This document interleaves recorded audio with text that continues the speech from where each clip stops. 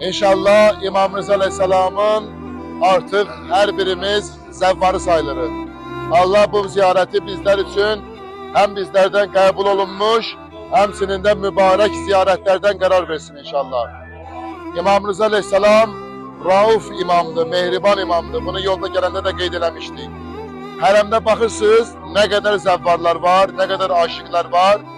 Her biri İmam Rıza Aleyhisselam'ın eşqiyle her bir şehirden, her bir ülkeden, Azerbaycan'dan, Irak'tan, Pakistan'dan, Bahreyn'den yol boyunca geldiyse biz zevvarları görürdük.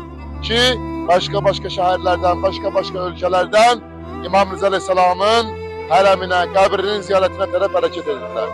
Allah hamd olsun ki, Allah Teala biz Azerbaycanlılara da İmam Rıza Aleyhisselam'ın ziyaretini ve hərəminin, qəbrinin ziyaretine gelmeyi nasip elədi.